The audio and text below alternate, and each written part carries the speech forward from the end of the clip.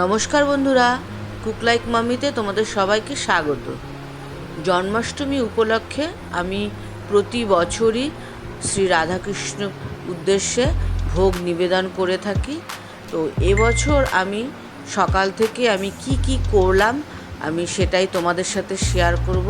পুরো রেসিপি আমি শেয়ার করতে পারবো না, কারণ অতটা টাইম হবে না, তাই অল্প অল্প করে সব কিছুই তোমাদেরকে আমি দেখাবো যে আজকে আমি শ্রী রাধাকৃষ্ণের উদ্দেশ্যে কি করলাম। তাহলে চলো কি করছি আমি সেটা দেখে নিই।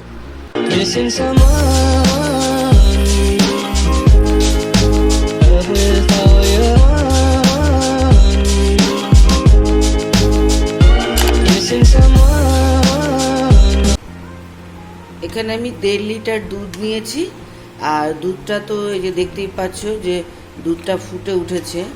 আর এখানে আমি গোবিন্দভোগ চাল এটা আমি ধুয়ে রেখে দিয়েছি, সেটা আমি দিয়ে দিচ্ছি।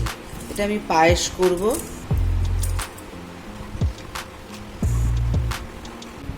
গোবিন্দভোগ চালটা সেদ্ধ হয়ে গেছে, এবার আমি চিনি দেব।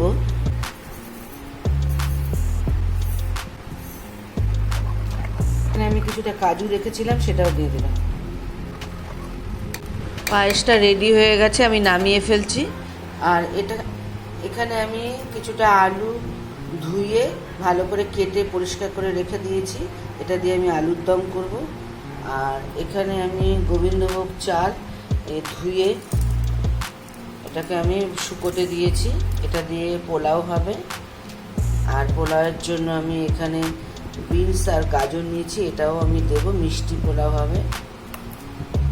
আর এখানে আমি বেগুনকে এই পাতলা পাতলা করে কেটে রেখেছি, এটা দিয়ে আমি বেগুনি বানাবো। আর এটা আমি কাঁকরোল কেটে রেখেছি কিছুটা, এটা আমি ভাজবো।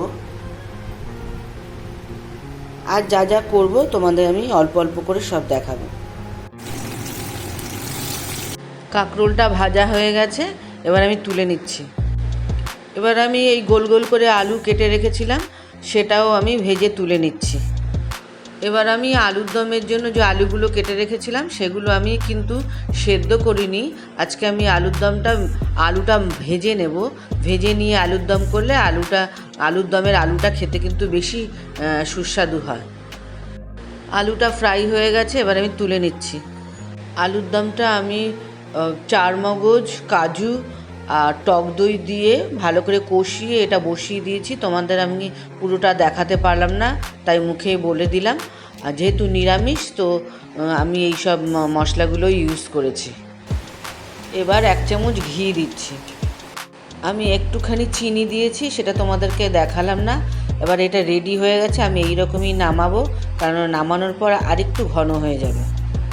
আমি আজকে ভেজিটেবল দিয়ে মিষ্টি পোলাও বানাবো, তার জন্য বিনস আর গাজর আমি ছোট ছোট করে কেটে আগে দিয়েছি, আর তারপর আমি কাজুটাও একসাথে ফ্রাই করে নিচ্ছি। আমি দেখো পোলাওটাকে বসিয়ে দিয়েছি। ঘিতে আমি চালটাকে ভালো করে ফ্রাই করে তারপরে এই গরম জলের দিয়ে যতটা আর কি চাল হবে তার ডবল হবে গরম জল, সেটা দিয়ে আমি বসিয়ে দিয়েছি। আর তার মধ্যে কাজু আর যে বিনস গাজর ভেজে রেখেছিলাম ওটাও দিয়ে দিলাম। পোলাওটাও রেডি হয়ে গেছে, এবার নামিয়ে ফেলছেন। আমি এই বাটিটাতে 3 চামচ ময়দা দিয়েছি আর 2 চামচ সুজি দিয়েছি, আর তার মধ্যে পরিমাণ মতো দুধ আর চিনি দিয়ে আমি এটাকে ভালো করে মেখে নিচ্ছি। এটা হলো মালপোয়ার ব্যাটার। এটাকে আমি মেখে তারপরে আমি কিছু সময় রেস্টে রেখে দেবো। এই ব্যাটারের মধ্যে আমি আরও একটা জিনিস অ্যাড করছি, সেটা হলো দুধ জাল দিয়ে যে ওপরে সরটা পড়ে ওটা আমি রেখে দিয়েছিলাম, সেটাও আমি এই ব্যাটারের মধ্যে দেবো, তাতে মালপোয়াটা খেতে আরও বেশি টেস্টি হবে। এবার আমি বেগুনিগুলো ফ্রাই করে নিচ্ছি। এটা আমি দেখালাম না, বেসনের মধ্যে একটু চালের গুঁড়ো দিয়ে তারপরে আমি এটাকে ফ্রাই করে নিচ্ছি। রান্না আমার কমপ্লিট হয়ে গেছে। এখানে আমি পোলাও করেছি, এটা নিরামিষ আলুর দম আছে, আর এটা পায়েস আছে, আর এটা হচ্ছে বেগুনি করেছি, আর এটা তালের বড়া, আলু ভাজা, আর কাঁকরোল ভাজা, আর এটা হচ্ছে মালপোয়া করেছি। যা আমি রান্না করেছি সবই তোমাদেরকে আমি অল্প অল্প করে দেখালাম, কেন এতগুলো রান্না তো ডিটেলসে দেখানো পসিবল না। আর মোটামুটি সব রান্নাই আমার চ্যানেলে আছে।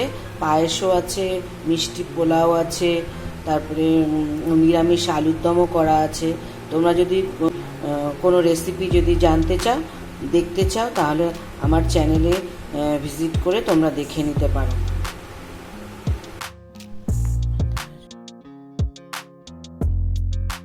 জন্মাষ্টমী উপলক্ষে প্রতি বছরের মতো এবছরও আমি যা যা আয়োজন করেছি সবই আমি অল্প অল্প করে তোমাদেরকে দেখালাম। আমার এই রেসিপিগুলো কেমন লাগলো সেটা তোমরা অবশ্যই কমেন্টের মাধ্যমে জানিও। আর আশা করি তোমাদের সবার জন্মাষ্টমী খুবই ভালো কেটেছে, আর আমারও খুব ভালো কেটেছে। আমার এই ভিডিওটা যদি তোমাদের ভালো লেগে থাকে তবে লাইক করো, শেয়ার করো, আর আমার চ্যানেলটা সাবস্ক্রাইব করে আমার পাশে থেকো। আর বেল আইকনটা কিন্তু অবশ্যই প্রেস করবে, তাহলে আমার নিত্য নতুন ভিডিওর নোটিফিকেশন চটজলদি সবার আগে তোমাদের কাছে পৌঁছে যাবে। ভালো থাকবে, সুস্থ থাকবে।